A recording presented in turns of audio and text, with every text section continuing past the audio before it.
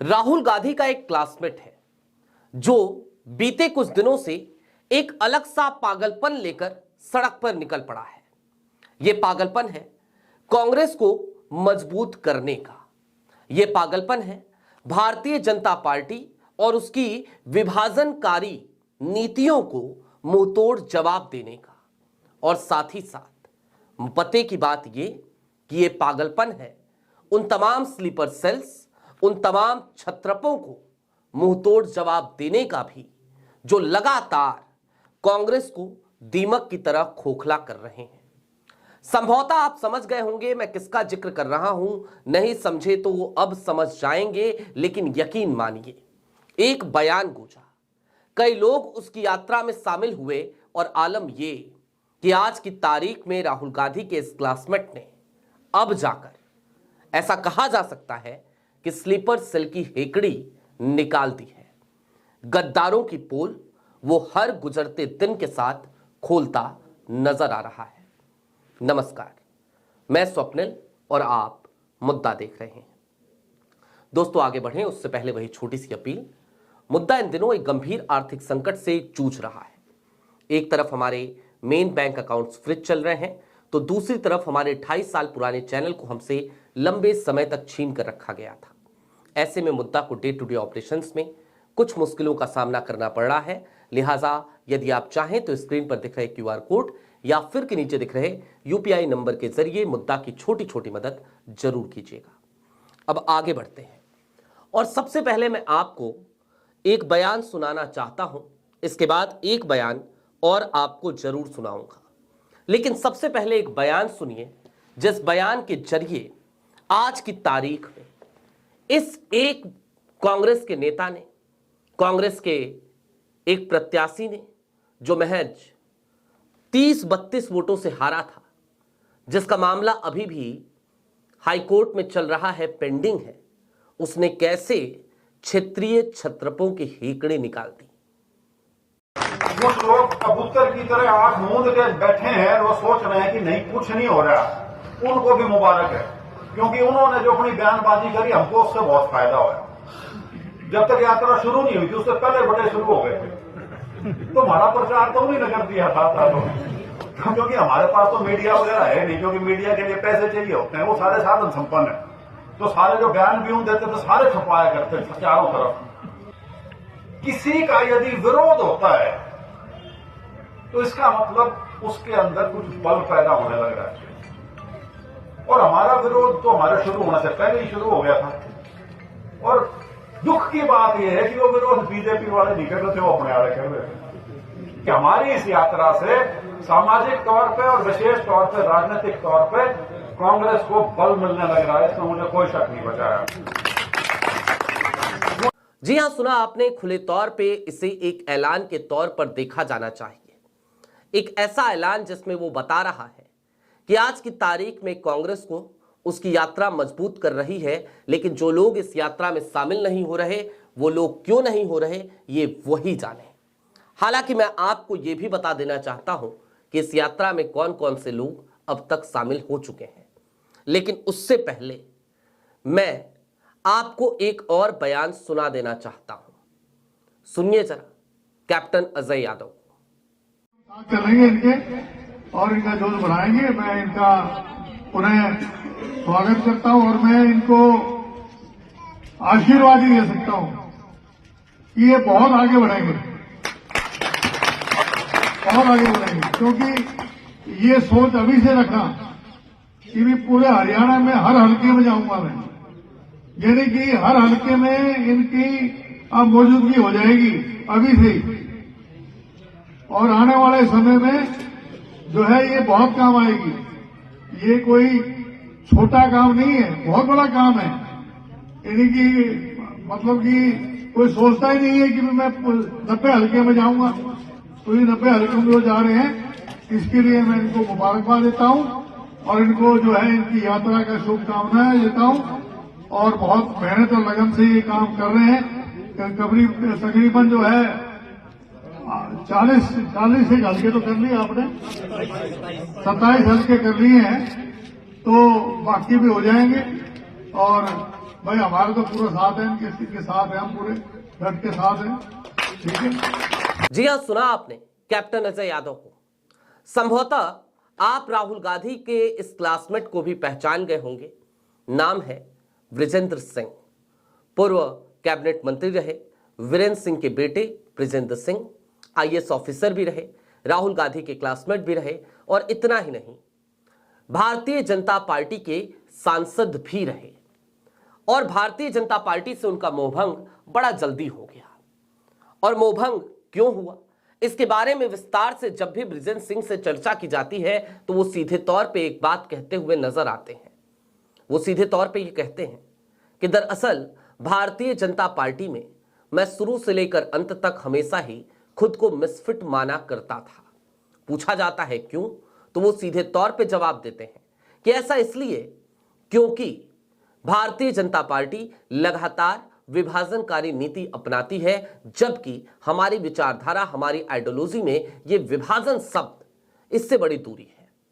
खैर, अब आपने अजय यादव को सुना, आपने बृजेंद्र सिंह को सुना, लेकिन जरा सोचिए वो कौन से दो महत्वपूर्ण चेहरे हैं आज की तारीख में जिनको यह समझना चाहिए कि यदि कांग्रेस को हरियाणा में मजबूत करने के लिए कोई व्यक्ति किसी दीवाने की तरह, किसी पागल की तरह सड़क पर निकल चला है और निकलने से पहले उसने कांग्रेस के आला कमान से मुलाकातें करी हैं, उनसे परमिशन ली है, उनसे पूछा है कि मैं अपने संसाधनों की बदौलत, अपने सीमित संसाधनों, अपने रिसोर्सेज की बदौलत कांग्रेस के झंडे के नीचे एक यात्रा निकाल रहा हूं, तो उन दो लोगों को वहां जाना चाहिए। जवाब है, एक तो हुड्डा फैमिली, भूपेंद्र हुड्डा, दीपेंद्र हुड्डा, और दूसरा राव नरेंद्र सिंह। लेकिन राव नरेंद्र सिंह भी इस यात्रा से दूरी बनाए हुए हैं। इतना ही नहीं, राव नरेंद्र सिंह हो या फिर कि हुड्डा साहब हो, सबका एक ही तरीके का मंतव्य आज की तारीख में दिखाई देता है। क्या है वो? महज इतना कि किसी भी तरीके से इस यात्रा को सफल होने से रोक दिया जाए। अपनी उपस्थिति तो वो नहीं ही दर्ज करा रहे हैं, यहां तक कि उन्होंने इसे कांग्रेस की यात्रा मानने से भी इनकार कर दिया था। हालांकि जब बृजेंद्र सिंह इस यात्रा की शुरुआत कर रहे थे तो वो दिल्ली आए थे, राहुल गांधी से मुलाकात की थी, राहुल गांधी से इस यात्रा के बारे में पूछा था, और राहुल गांधी ने बकौल बृजेंद्र सिंह इस यात्रा को लेकर उन्हें यह आश्वासन दिया था कि तुम आगे बढ़ो, यदि समय मिला तो मैं खुद भी इस यात्रा को ज्वाइन करूंगा। और इतना ही नहीं, राहुल गांधी ने चेताया भी था उन्हीं क्षेत्रीय छत्रपों से। और चेताने की जरूरत भी क्यों आन पड़ी होगी, तो आपको याद आएगा बिहार से लौटते ही राहुल गांधी की अचानक से दिल्ली एयरपोर्ट पर उतरते ही गुरुग्राम की यात्रा, वहां पर कुछ लोगों से मुलाकात, उसके बाद की उनकी विदेश यात्रा, और उसी बीच में आनन फानन में दिल्ली से एक आदेश का जारी हो जाना कि कौन होगा नेता प्रतिपक्ष, कौन होगा नेता विपक्ष, और कौन होगा कांग्रेस का प्रेसिडेंट हरियाणा का। नीचे दस्तखत थे केसी वेणुगोपाल के। जाहिर सी बात है, ये वो एक संकेत की तरह था राहुल गांधी के लिए कि हरियाणा में कहीं ना कहीं क्षेत्रीय छत्रप अभी भी अपनी मनमर्जी चला रहे हैं। और ऐसे में उन्होंने चेताया था बृजेंद्र सिंह को उस वक्त पे कि चलो तुम यात्रा निकाल रहे हो, अच्छी बात है, लेकिन ध्यान रखना तुम्हारे यहां के नेता लोग भी कुछ वैसे ही हैं। यह बयान राहुल गांधी का था, जिसे खुद पब्लिक डोमेन में बृजेंद्र सिंह ने आज से कुछ दिनों पहले बताया था। हालांकि अब जरा उस तरफ चलिए कि एक तरफ भूपेंद्र हुड्डा है, हुड्डा फैमिली है, दीपेंद्र हुड्डा है, भूपेंद्र हुड्डा है, उनका पूरा गुट है, राव नरेंद्र सिंह को भी उसी गुट का ही मानिए अब तो। और दूसरी तरफ रणदीप सुरजेवाला हो, पूर्व स्पीकर कुलदीप शर्मा हो, या फिर कि शैलजा हो, आज की तारीख तक ये सारे लोग, यानी कि हरियाणा कांग्रेस का जो एक बड़ा काडर है नेतृत्व का कांग्रेस का, वो तमाम चेहरे आज की तारीख में बृजेंद्र सिंह की यात्रा में शामिल हो चुके हैं, कंधे से कंधा मिलाकर चल रहे हैं। और यात्रा कोई एक दो दिन में खत्म होने वाली यात्रा नहीं है, ये यात्रा 5 महीने तक चलने वाली यात्रा है। अब तक तकरीबन 600 किलोमीटर की यात्रा पैदल ही बृजेंद्र सिंह ने कवर करी है। और इन सब के बीच जब भी वक्त मिलता है, जब भी कोई और कार्यक्रम होता है, जब भी कोई और ऐसी विशेष परिस्थिति होती है, तो बृजेंद्र सिंह यात्रा को 1-2 दिन के लिए स्थगित करके कांग्रेस के आला कमान के बुलावे पर दिल्ली भी आते हैं। मैं आपको 2 उदाहरण देना चाहता हूं। हालिया दिनों में एक बुलावा आया तो बृजेंद्र सिंह आनन फानन में दिल्ली चले आए और उसके बाद उन्होंने राहुल गांधी से यात्रा के बीच दूसरी बार मुलाकात करी। और दूसरी बार जब मुलाकात करी तो अपनी यात्रा का अपडेट दिया, बताया, तमाम फुटेजेस दिखाए और यह भी समझाया कि देखिए इस यात्रा से कांग्रेस किस तरीके से आगे बढ़ रही है। आज की तारीख में अभी थोड़ी देर पहले आपने कैप्टन अजय यादव का जो बयान सुना वो भी इसी बात की तस्दीक करता हुआ प्रतीत हो रहा था। अब इससे थोड़ा सा और आगे बढ़िए, मैं आपको हालिया दिनों की 14 दिसंबर 2025 की रैली भी याद दिला देना चाहता हूं। बृजेंद्र सिंह अपनी यात्रा को बीच में छोड़ते हैं और उसके बाद वो दिल्ली 14 दिसंबर 2025 की रैली को अटेंड करने के लिए आते हैं। अकेले नहीं आते, सैकड़ों की तादाद में लोगों को लेकर हरियाणा से दिल्ली आते हैं। यहां यात्रा में वो नजर आते हैं। मंच पर जाहिर सी बात है उनकी कोई जगह थी नहीं, वो मंच पर जा भी नहीं सकते थे।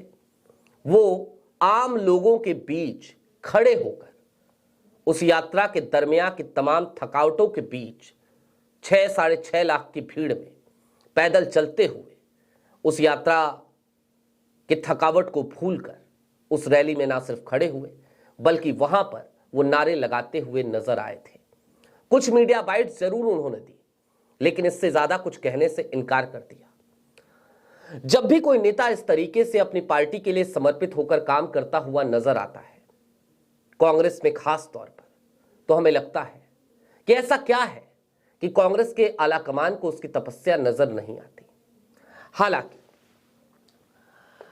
आज की तारीख में यह कहने में मुझे कोई गुरेज नहीं कि जब दूसरी बार बृजेंद्र सिंह राहुल गांधी से मुलाकात करके गए, तब से लेकर अब तक सद्भाव यात्रा जो हरियाणा में निकल रही है उसकी तस्वीरें बहुत तेजी से बदलती जा रही हैं। पहली बार की मुलाकात के बाद भले ही राव नरेंद्र सिंह ने सीधे तौर पे कह दिया हो कि यह कांग्रेस की ऑफिशियल यात्रा नहीं है, लेकिन आज की तारीख में कांग्रेस के तमाम नेता और बड़े नेता, बड़े लीडरान जब वो जाकर बृजेंद्र सिंह के साथ इस यात्रा में शामिल हो रहे हैं तो ऐसा लग रहा है कि कांग्रेस की भले ही इसे ऑफिशियल यात्रा करार दिया जाए या ना दिया जाए, लेकिन ये कांग्रेस की एक ऐसी यात्रा जरूर है जो हरियाणा में गांव-गांव तक कांग्रेस के झंडे को पहुंचा रही है।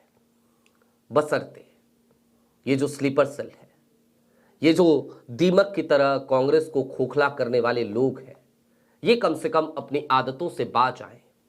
ये कम से कम अपनी कुर्सी, अपनी मलाईदार पोस्टिंग के मोह को त्यागें और संगठन के प्रति थोड़े से समर्पित होते हुए नजर आए।